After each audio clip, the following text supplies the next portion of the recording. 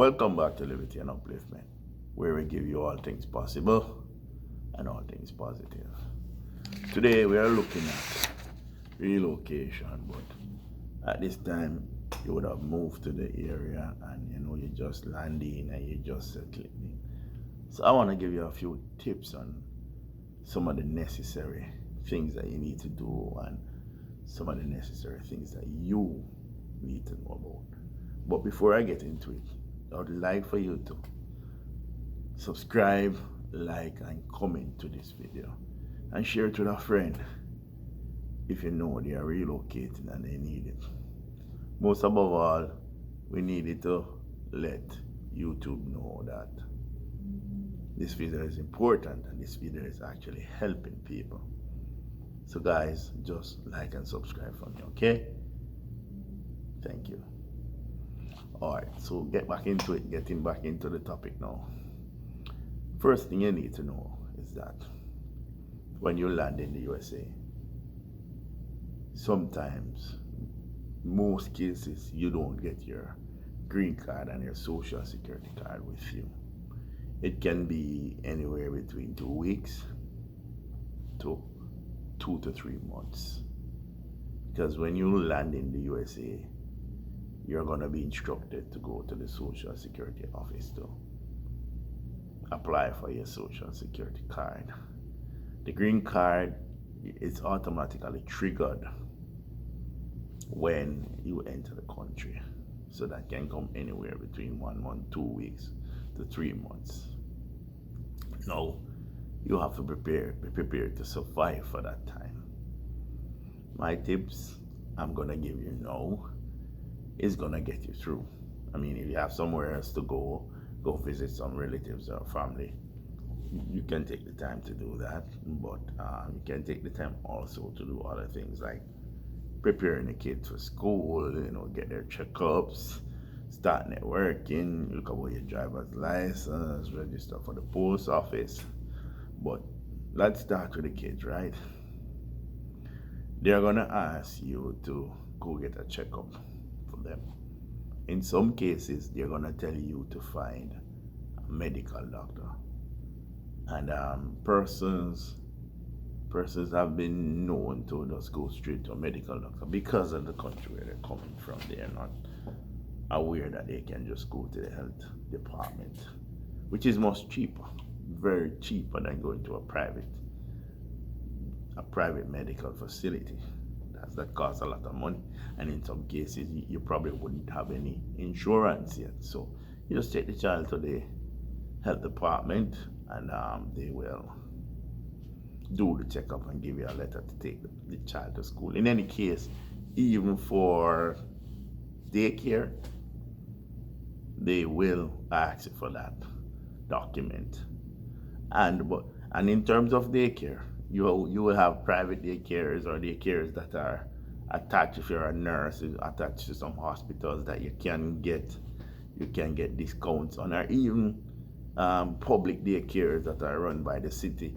They are much cheaper, but at times it takes a long time to get onto those lists. So you may have to just sign a name onto a waiting list and get the child in for the next year. And you also will have to look at what your schedule will be like, because sometimes your child doesn't need to be in daycare more than 1 or 2 or 3 days. So you're not going to sign up for a whole week when you can pay for 5 days and you can pay for 3 days or 2 days. So you will have to work out that and see how you can minimize that with your spouse. If you have relatives that can look after the child, then they will do that for you, right? The next thing that you want to look about is your driver's license. This is very key. Each state have a different law in regards to that. Some states will allow you to drive on your international license for 2 months, 1 month. Just depends. And when you go, in most cases, depends on where you're coming from. If you're coming from an international country like, say, Canada or England, then they would automatically transfer over your license. Otherwise, you're gonna have to go back through the process, which is to do the written test, then do the driving test, and then which is a road test and a yard test, and then you get your driver's license. But the trick is, they all have online training programs. Once you use their system to practice, then you should be fine. Because they're just going to look at the answers, and their questions are similarly structured and stuff. And you get to get the copy of the book for the state and read it, because in some states you can turn to the right on a red light if it allows you, and sometimes you'll see a sign, and some states say no. So they're similar, but they're a bit different. The next thing you want to do is you're going to start looking for a job, but here's the catch. You can't start looking for a job until you get your social. And in most cases, the employers don't want your passport with your entry. They want to see the green card itself. So those might be hindrance for the first 2-3 months in getting off the ground, because you have to get those to work. What you can do is start looking around, start networking, right? You can either find a church, because that's a good source of networking,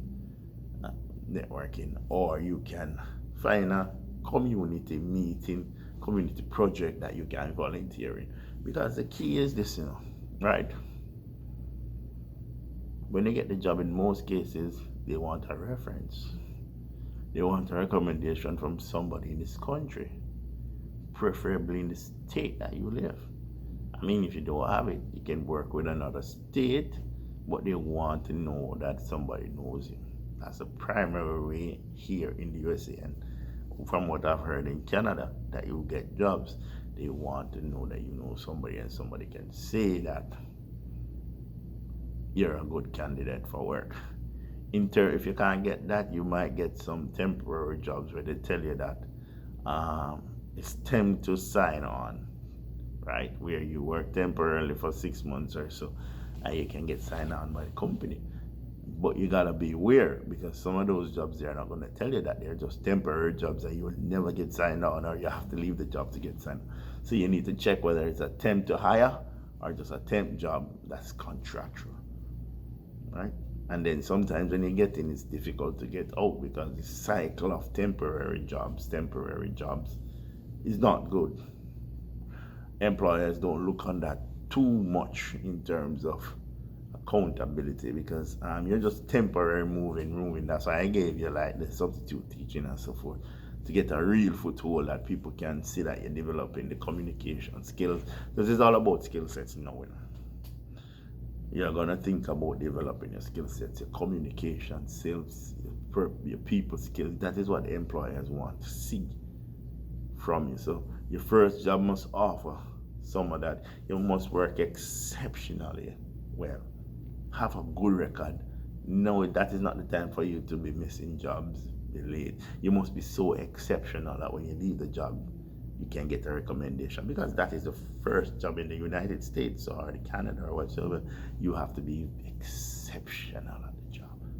The next thing that you want to do is register with the post office, because that's a register with the state to know that you live there, because sometimes to start a bank account or so, they're gonna ask you for something to show that you live in the state. So registering with the post office is a good way. And even with getting to start a bank account, they're gonna ask you for about 3 or 2 pieces of IDs. When they ask you for 2 pieces of ID, you should not, if you don't have to, give them your green card. Your driver's license is good enough.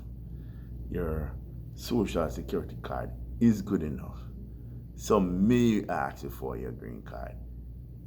You shouldn't give them if you have other piece of identification. That is not legal. They should not be asking you for any green card, especially when they say green card.